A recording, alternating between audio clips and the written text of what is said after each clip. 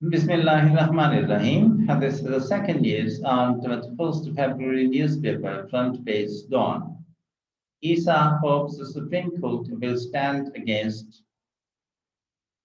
constitutional violations.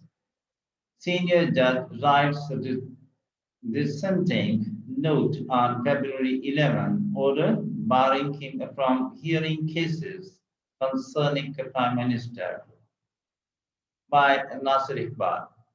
Islamabad, Justice Qazi Faiz Isa on Saturday hoped and prayed that the Supreme Court would stand unwaveringly against all manners of constitutional violations and safeguard the people against misuse of power. In a strongly worded 28-page dissenting note,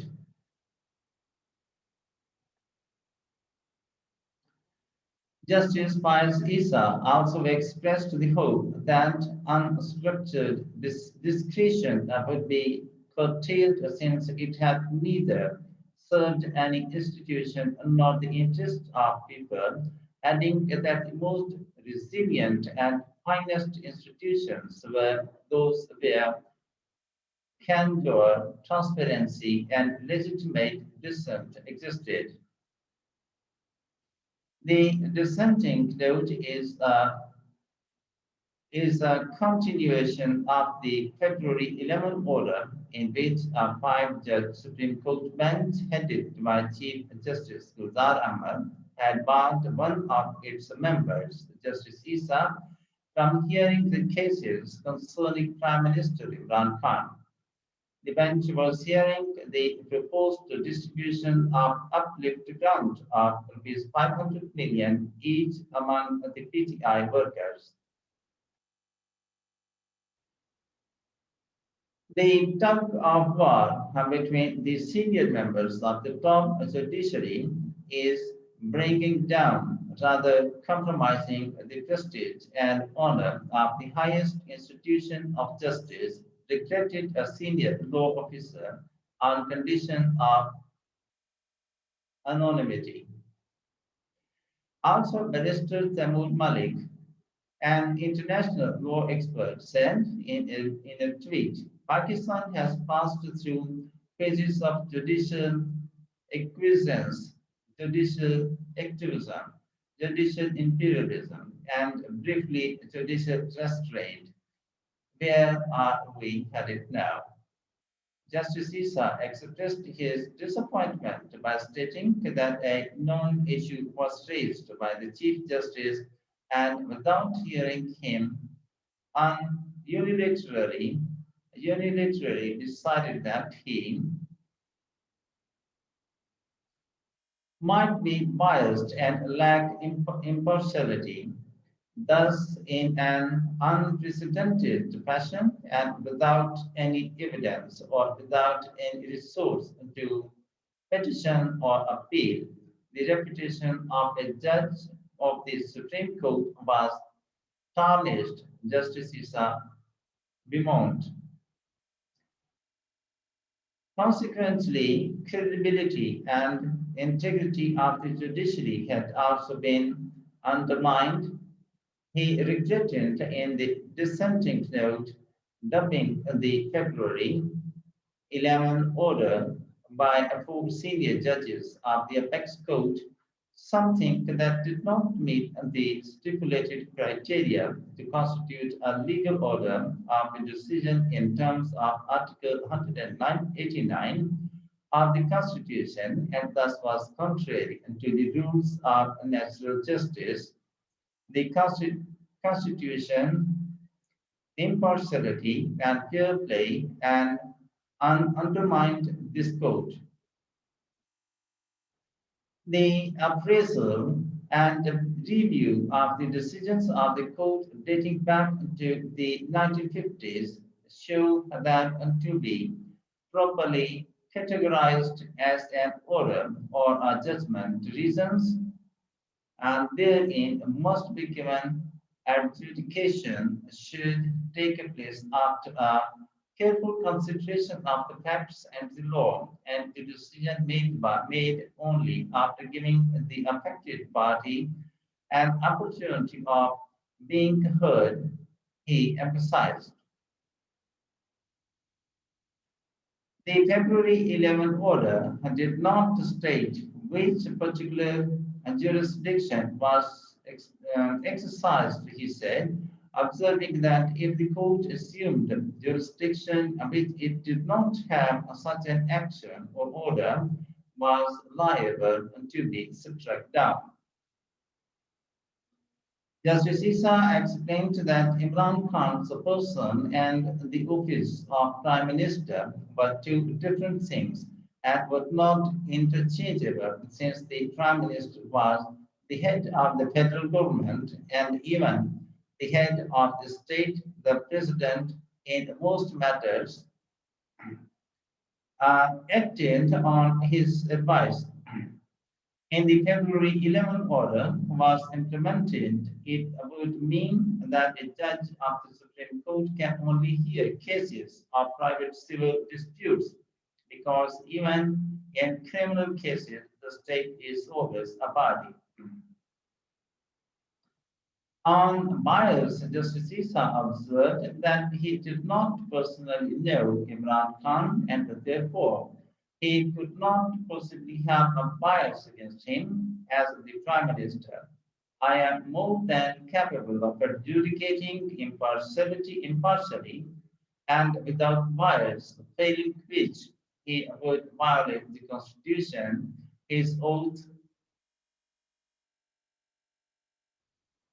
his conscience, and his faith, he said. My brethren, other judges, are not my conscience keepers, or am I theirs? Nor am I theirs.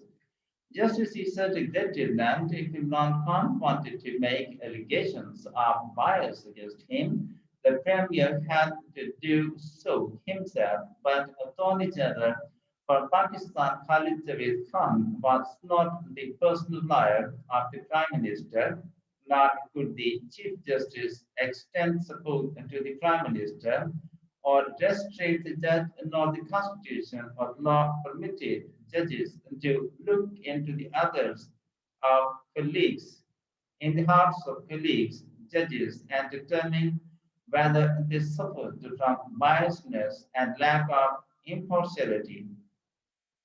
Almighty Allah alone knows what is in the hearts. Justice Issa also recalled how he wrote a letter to the Chief Justice to object to the constitution of the five-judge bench in which Justice Makbul Bakr was not included, despite the fact that the judge was part of the two-judge bench which had requested the CJP to constitute a larger bench. But he regretted the CJP did not respond to the letter.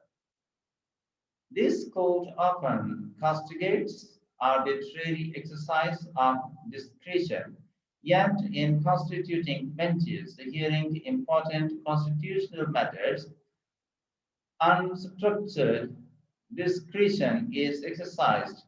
Justice Issa regretted this recurrent issue has been left unattended by the Chief Justices and not made into an agenda item for court meetings, he observed, adding that the apex court was the final arbiter of all disputes and the custodian of the Constitution and was tasked with ensuring that the executive did not overreach or act contrary to the Constitution.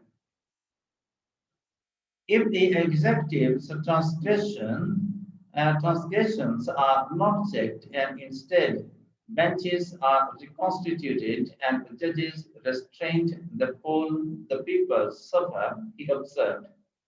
Justice Issa also highlighted 20 improprieties and illegalities in the February 11 order, saying that without informing the two member bench, which was already hearing the matter. The CJP decided to reconstitute the bench, expand it, and exclude Justice Makbul Bakr from it. No one had alleged bias or lack of impartiality against any judge on the bench, and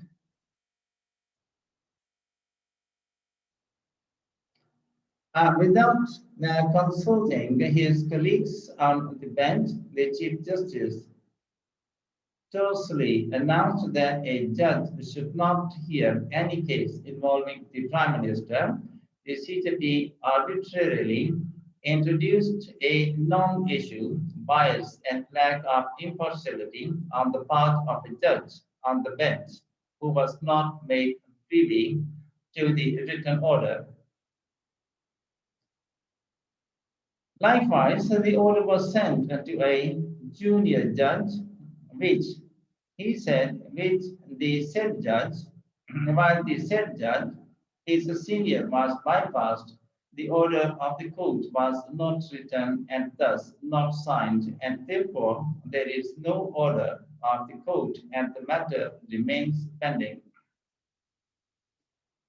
Justice Issa said the February 11 order was uploaded on the website before a judge had seen it, let alone had the opportunity to agree, disagree with it. The order and case file was not sent in accordance with long-standing established practice to him. He learned it through the media and had to write unto the registrar seeking the order and case file. Moreover, the restraining paragraph of the order contravenes the oath of judges, contrary to the Islamic principles, contrary to the settled jurisprudence.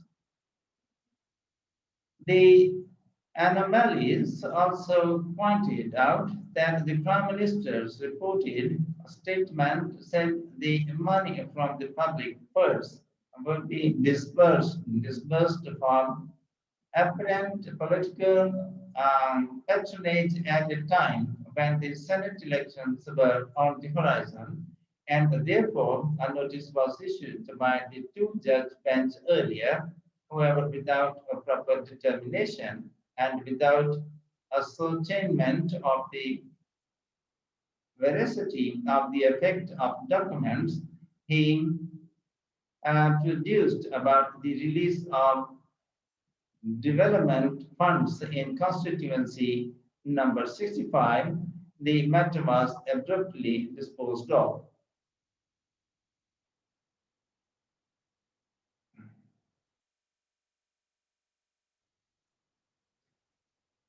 When commenced as an attempt to prevent corrupt practices and bribery, ended with the judge being rebuked and restrained, Justice Issa regretted, adding that submitting a resignation letter was contemplated, but then he remembered that this was not about a judge and his mistreatment. It is about something far more important, the Constitution, the people's rights and their nominees, all of which I have, with Almighty Allah's help and grace, endeavored to protect and will inshallah continue to do so, Justice Issa observed. And in the end, the formal request, if you have not yet, to please subscribe our channel and press the like and bell button to get the fresh from us. Thank you for watching. Have a nice time. Goodbye.